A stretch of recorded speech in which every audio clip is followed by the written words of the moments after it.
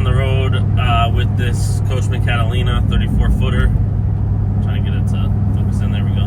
Got a transporter there in front of me with a Jayco. I haven't pulled a Jayco in a long time, it feels like. He's nosediving hard. I feel like the Jaycos nosedive so hard. It's been an experience already, to say the least. Like I said in the video earlier, I could not get my battery. Like, it shows full, and then as soon as I hook it up, it just drops to nothing. So I'm gonna get a new battery. Probably won't have it for tomorrow unless I can stop somewhere and get one. But yeah, so usually, like, the couple times I've had this happen, I can just manually crank it up with the ratchet or socket, and this one, it was working, but it was barely moving, and it was really, really hard. It felt like it was bound up. Like, it was not moving freely, so I was going to be there for probably a half hour just trying to get this thing to spin. So I just used my floor jack, jacked up the trailer, got it out. I switched out to my other hitch because originally when I jacked up this trailer, my floor jack, the highest I could get it up, it wasn't going to get onto my hitch that I had on. So I just decided that rather than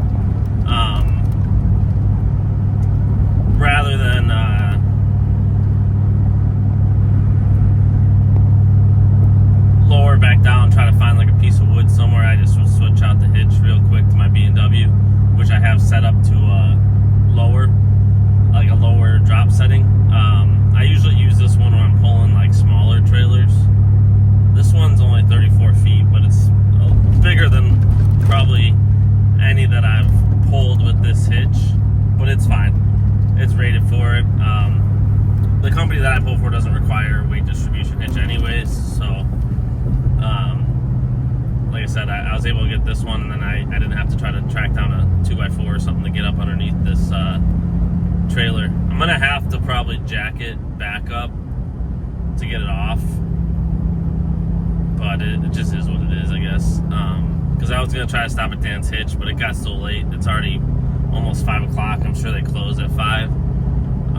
I'll just order a battery on Amazon or something if I can. I don't know if they can get one on Amazon. I'll have to see. If not, I'm gonna back up here tomorrow. I might see if I can just stop at Dan's. I'll probably just get another small one. And that one lasted me like almost 4 months before it toasted out. It was only 75 bucks. I think that's fine. But yeah, the other issue, the storage doors wouldn't stay shut, so I had to go mess with those. I pulled over at the gas station after I got down the road. I think part of the problem is it's super windy out today. They're calling for some pretty crazy storms, but I think they're going to be in southern Indiana. But we're getting the wind effect up here in northern Indiana, northern Indiana and northern Illinois area.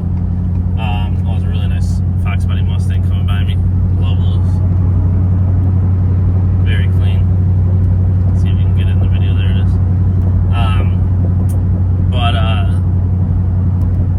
It was showing like gusts of 38 miles an hour, and I think sustained wind of like 25. But now it's showing like gusts of 21, and I think sustained or 20 or something like that. So it did get a little bit better, but you can definitely feel it. And I think that's what was catching those side doors, the storage compartment doors, pulling them up.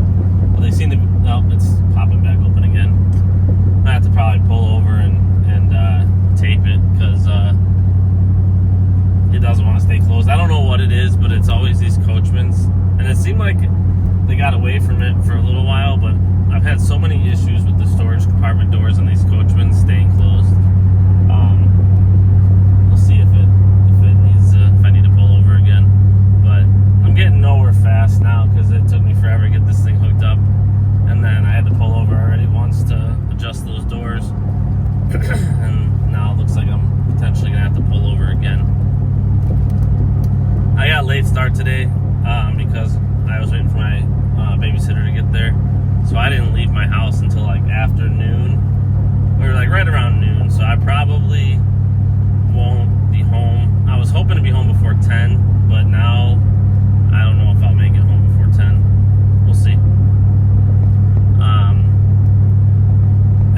wind dies down a bit, like once I get through Indiana, then I'll be okay. But if it's going to be gusting, 35, 38 miles an hour, I'm going to have to slow down a bit. And may not get home until like 11, but we'll see.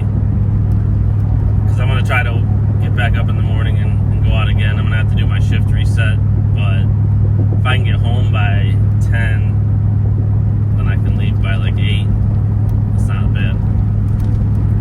Tomorrow I'm headed to Suamico, which is like, I think it's like by Green Bay, a little bit farther run. I was actually going to grab that one today, but I probably wouldn't have been home until like after midnight, so I just decided to grab this shorter run to Slinger, Wisconsin, so I can get home a little earlier. And then tomorrow I'll take the little bit longer one, because I can leave, whatever time I want in the morning as soon as my shift resets. I'll probably just hit the gym and then go straight from the gym. As soon as my shift's over, or shift resets over, I'll jump on the road and head to Indiana. Yeah, that's about it for this video. I probably won't do anything later because it's going to be dark. Or maybe after I drop, I'll do a quick video, but unless anything crazy happens, it start to hit some crazy storms. But I don't think the storms are supposed to hit here. I think they're all going to stay south. We're just going to get that wind, so we'll see what happens. I got that unit delivered up in Slinger, Wisconsin. It was pretty windy earlier in the day, coming through like Indiana and Illinois. Once I got up into Wisconsin, it really wasn't bad, and by the time I got it up there was almost no wind, which was nice. So I'll be home by 10 o'clock, which it was like a little bit less than a 10-hour day. That unit wasn't a park model, wasn't GVRW or GVWR, was not over 10,000. So that unit pays $500. This road's pretty bumpy here. It's making my voice jump. Let's see if I can switch lanes. Change of plans for tomorrow. I was picking up a unit and bringing it up to like Green Bay area. That my dispatcher called, asked if I would be able to do transfers, basically picking them up at the yard, or picking them up at the manufacturer and bring them to our yard since it's month end. So I think we got like 30 units to move, and there's only like 3 of us. I think he was trying to get another driver, but we'll see. So I still am gonna pick up that unit that I was supposed to pick up and bring up to Green Bay, but I'm gonna just bring it to our storage lot, and then I'm just gonna start bringing Jayco's to storage. So, and then I think what I'm gonna do is I'm gonna get one more. I'm gonna pick a unit that I can bring home with me and maybe deliver on Wednesday or deliver on Thursday evening. Yeah, that's probably my only option.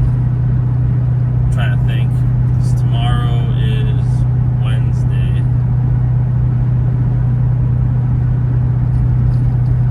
Yeah, I'll have to figure out what I'm gonna do, but I'm probably gonna take a unit home with me, something smaller that I can put in the driveway and just try to make delivery.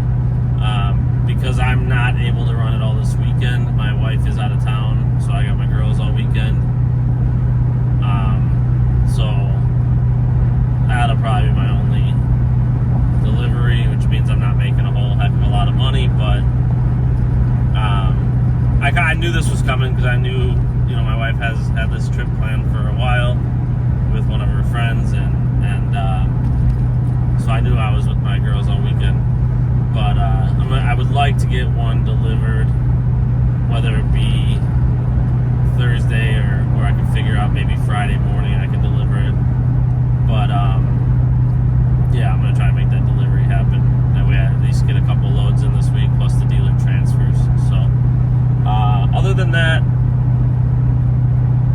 I was able to talk to the guy. He works, I guess now he works works for the dealership that I deliver to, the family dealers that I do most of my deliveries to.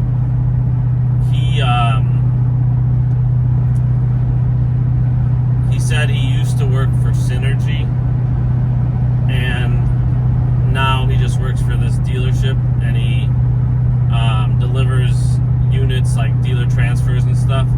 He was saying that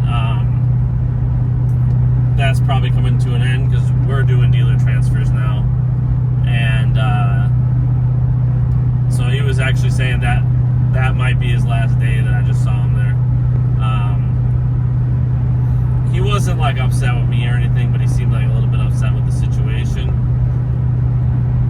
because I think he said he's been doing it for 3-4 years, something like that, and I think he just gets paid like hourly, and he drives their trucks, because he just had a Silverado 1500 that he was driving. He said he was dropping the truck off. I think it was a Ram dually, or it might have been a GM dually,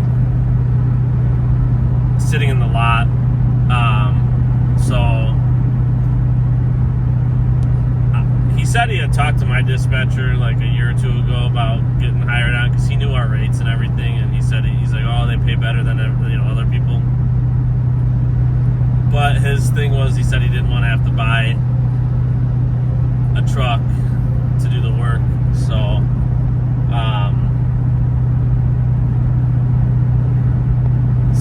I think he said he can, because the family of dealerships that we work with, they also have car dealerships, so he said he can do like dealer transfers on cars.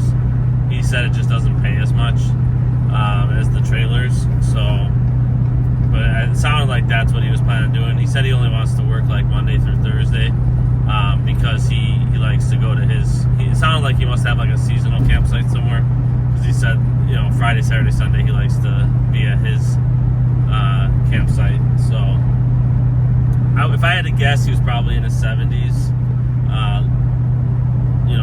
Nice guy though. He was saying that it's kind of an issue with the dealer transfers. He said a lot of times he gets there and he's waiting around for the dealership to get the unit ready. He ends up waiting there for like an hour.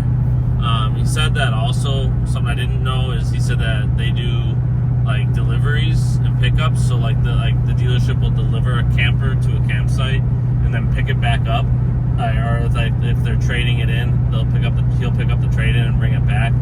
So I don't know if that's something that I'm going to be expected to do, or like the drivers are going to do. He said that it's a lot of, he's had a lot of issues with that, because he said like, the problem is you get there with a camper, you got to unhook it so you can pull the other one out of the campsite. Oh, that guy's getting up. But yeah, so he said that, he's had a lot of issues because you get there and like, you got to unhook the new camper, hook up the old one, pull it out, then unhook that one, hook up the new one, and put it in the campsite for the people, and then hook back up to the old one and bring it back to the dealership and hope that it, is in decent enough shape to make it there. And so I can see where that would be an issue, especially like if it has bad tires or something, it's been sitting there a long time. I don't know how all that will play out. He said some of the other issues he's had is like, a lot of times it's hard to get the unit into the specific spot at the campsite. Or like getting the old one out, they'll have like a deck built up next to it that is kind of an issue getting it pulled out. Like I said, I haven't been told anything about delivering to campsites or whatever. Maybe the dealership's still planning on doing those in-house, and we're just going to do dealer to dealer. I've only had one dealer to dealer transfer, in the last couple weeks that we've been doing them. But he did say from the new year till now, I think they have like 3 or 4 drivers. He said they've done 1,000 dealer to dealer transfers just from the new year till now.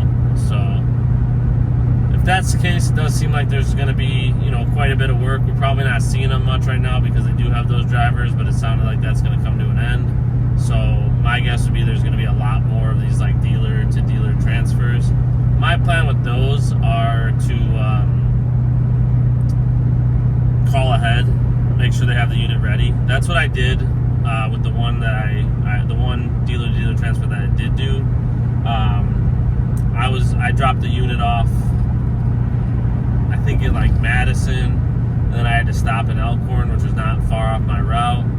pick it up and deliver it to Slinger, I think it was. So originally I was gonna make a separate run of it, but it only paid like $175, and it literally would have taken me a whole day, and it just didn't make sense. So I was passing right through. I had enough time on my logs, so I called the dealership, see if I could pick it up a day early, which it was a sold unit, so they were kind of happy about that. So they had it all ready for me. I literally just hooked up to it, brought it to the dealership, and got paid.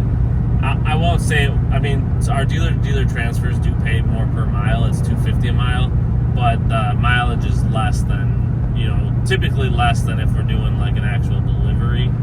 So the pay is not as high. You're just doing less miles, but it has to work out where it makes sense, because if I drive from head from my house to the dealership and then pick up and transfer to another dealership, I'm going to have a lot more deadhead miles than normal, and it wouldn't really make sense even for the extra 50 cents a mile.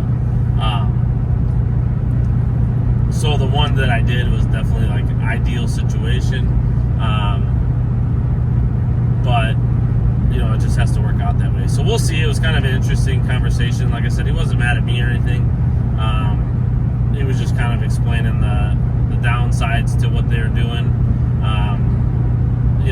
And he thought that it was going to be kind of a headache for us, but we'll see how it goes. I mean, if there's money in it, then it's not a headache, or I guess it can still be a headache, but the headache will be worth it. If we're doing a bunch of work and not really making any money, then that's going to be an issue.